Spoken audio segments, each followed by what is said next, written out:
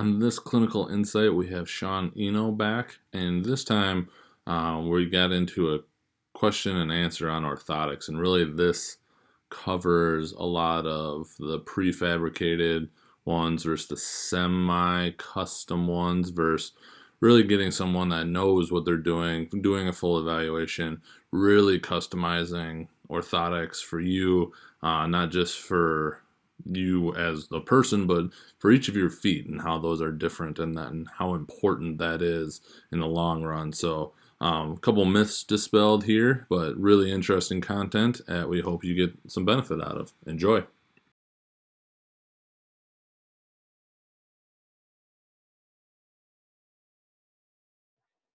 I'm sure it irks you, but I've got patients that say, "Oh yeah, I got orthotics made at the Good Feet store," and they're all proud of them and all this. So I would like to hear it from you why you would recommend custom-made orthotics from Xtreme Footwerks versus just the Good Feet place in the corner in the strip mall or something.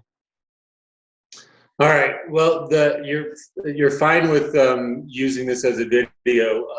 The Good Feet store is not going to like me for telling the truth about their offering, but they have a predetermined number of prefabricated orthotics that they have either purchased or manufactured, likely at this juncture, for them somewhere else for pennies on the dollar. So you can go in there and find out what they charge for what they do. And it's an exorbitant amount of money, frankly, for something that is not custom built to your foot. Now, they will take the time to assess, and they do a reasonable assessment of a weight-bearing profile of the foot. But they take that information, they go in back to boxes on the shelf, they pull orthotics that they haven't paid much at all for per pair. They sell you on a 3-pair system that has been built to someone else's middle of the road last, and then charge you, I've heard as much as $775 for those 3 pairs of orthotics and the time spent on them. And I'm here to tell you that if you don't want to trust me, then ask them to show you how the cast they take of you in their office translates into something specifically built to your foot.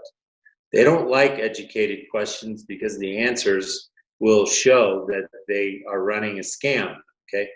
Back before they took their offering or created their offering, there was an infomercial, one of those, we're gonna sell you, call right now and you'll get 2 for 1 for $19.99, called the Alzner orthotic. And I think, if I recall correctly, that's not available anymore because the Good Feet store decided to buy the Alzner and turn it into their offering. Okay. So what goes on with companies like the Good Feet store, and I'm also going to throw Foot Levelers under the bus, is that they are buying pre-made components and at most assembling them to some degree, and that's more Foot Levelers, to offer a semi-customized product under the guise of a customized product. The only customization that I'm aware of, the last time I checked the Good Feet store, is that they are taking some information about you and your feet and your activities, and that helps them decide which box to retrieve your orthotics out of from and back. Gotcha. So then, in essence, the right is going to look exactly like the left in whatever pair that they get. Well, yeah, and then the only reason they do anything differently is if maybe you had a congenital one-sided club foot, right? Sure. They get a little higher arched one out of the one side with a little shorter met length, heel to met length, right? Ball to heel. And so they would customize perhaps a left and a right, but I've never even heard of such a thing. Meaning I have never seen a pair of, and I've seen a lot of Good Feet pairs of orthotics, I've never seen a pair that were mismatched like that. Wow. Okay. And how often, would you say in your experience, is it pretty often that a right side is going to differ from the left side on the exact same patient? Well, gosh, we don't see a fair cross-section of the population. So in our offices, we see asymmetries all the time. Mm-hmm. And even if you had, say they had 2 feet the same when they're 12 years old, but they have a 1/4 inch short leg, then 30 years into gait, they're going to have one hyperpronated long arch, size 13, right? and they're going to have an 11.5 left that they've been supinating all their life on. So yeah, what do you do about that? They might even have split sizing on shoes, or have one foot that swims around, or one foot that chronically busts out the other shoe because it's too small. And from what I understand, the Good Feet store does try to combine and sell footwear as well with their offering. And so does Foot Levelers too. They try to combine the footwear with the offering. And Foot Levelers might even be able to design you an asymmetric pair of orthotics. But as far as I know, this is the same thing left and right that you're getting out of the Good Feet store. And this was the Alzner. Well, yeah, it says Good Feet, but as God is my witness, Alzner. Cool. So Dr. Alzner made his mill sitting in his boat in the Caribbean, and Good Feet store is taking it to people. They must possibly be reaching the top of the apex of their business model, whereas people, I would suggest, are maybe catching on to the garbage that they're slinging, because they had a real aggressive ad here in our local website for the news that I turned it on and it was like Good Feet store, and I'm like, whoa, hey, that's got to cost a pretty penny for the advertisement. Yeah. They get guys like McCaffrey to plug it. And back when I was just a journeyman orthotist, one of his somebody that did some work for him was a patient of ours, and they had feet that, quote unquote, she tried Good Feet and they didn't do a thing for her. And this was somebody with a really aggressive forefoot varus pathology. So the reason why this is what I say about all prefabricated orthotics. And we're going to offer one as a lab too eventually that we've made, because we think we can make a better one than what we see out there for prefabs. But we're not going to call it custom, right? We're going to tell you what it is. Right. But the thing about a prefab is that you're also looking at the value for the market that you're appealing to. So you get a patient comes in, horrible feet, but they really can only afford $40, right? They can't afford $300, $400, $500 for a pair of orthotics. And you know that prefab can help them to some degree outside of or better than anything they have in their possession at that point in time. You would empirically go, hey man, first of all, I was going to say McDonald's shoe. That's funny. That Walmart shoe, same thing. Yeah. Basically is part of the problem. So let's get you out of the Walmart shoe. There's the first expenditure for the patient. They're like, oh, really? I got to buy that $140 shoe? Yes, you do. So then you go, and then I'm going to sell you this $40 prefab that's every bit as good as any crap you can get for $750 at Good Feet store. That's going to give you some relief. But you're going to come back to me someday and say, it worked for a while, but my problems are back. Why is that? And the reason is that dysfunction and pain don't go hand in hand. It usually takes more dysfunction to create a pain symptom. They've got to get to a certain point of dysfunction before they report pain. And if we slide them past that point with a 10 to 15% improvement from a prefabricated orthosis, then they're good, right? And you've made them better as a doctor or practitioner, but you've also told them, hey, this is stopgap measure. It's not going to serve you in the long run. And you can use a couple of things we can show with an orthotic and a prefab in a later talk. What's the difference and how can you assess?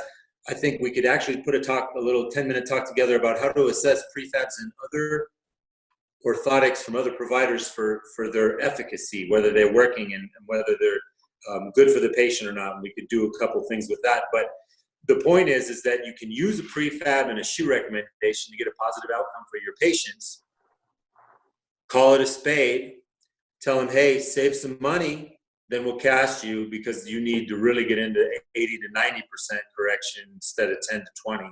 Sure. And put those prefabs you paid me for in your garden shoes when we get you into customs kind of thing. So, and a lot of people come in here and replace stuff that they bought at the store that they say the same thing. This helped me, but only for a while. And then it didn't work anymore. And I figured I'd come see you because if these work a little bit, maybe you can make something that works a lot better, and I hear that story too. So prefabs are a way to get dubious patients around a corner in terms of comprehension and faith.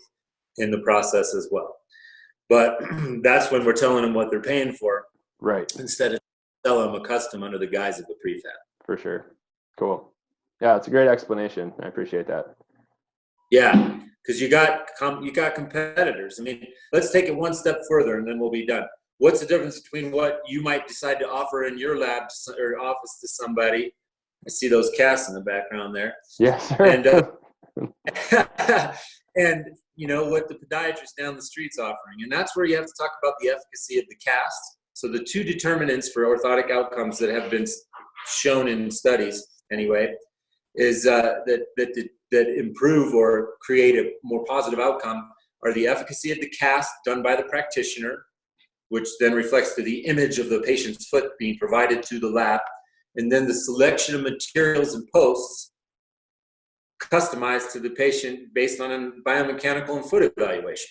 You do all that correctly, and you're going to get a better outcome. You've got basically a lot of podiatrists nationwide that don't take it to that next level. They're going to go bing, bang, boom on this cast and send it to somebody, come back and send it to you, and if it doesn't work, they don't really have any recourse. And that's kind of like a next step up from a prefab offering.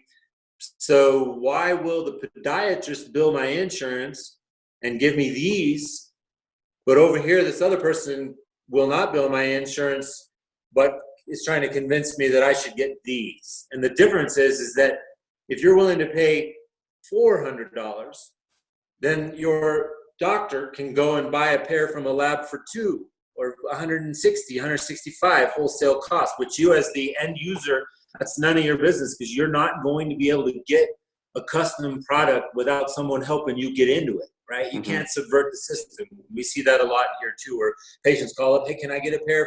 And we go, no, you need to go back through your doctor. This is not something that's just handed to you off the shelf. There's a level of responsibility. But the point is that it's in that moment that you can convince them that with Medicare paying $79 a side, that they're only getting half of that in terms of the value of the product. There's no way that someone who's getting $150, $158 to provide you with a pair of orthotics is paying anybody more than $60 for that pair to then turn around and make $90 to provide them to you. And for $60, you are not going to get a really quality custom foot orthotic. And that's why an end user, a patient, a client, a patron is going to be couched into stepping up one more level, because that step up is going to get them something with just a little bit more engineering, a little bit more thought, a little bit more time placed into it. And they should then therefore expect to see a greater outcome and result from their investment at that point. Sure. You get what you pay for. Right. Yeah. Yeah. And that's why there's a lot of crappy orthotics out there, because it's real hard to provide orthotics and get insurance to pay them for you. They don't want to pay you anything. And at that point, then you say you have to be really good at providing orthotics to charge cash, because no one wants to pay cash for medical services if they can help it.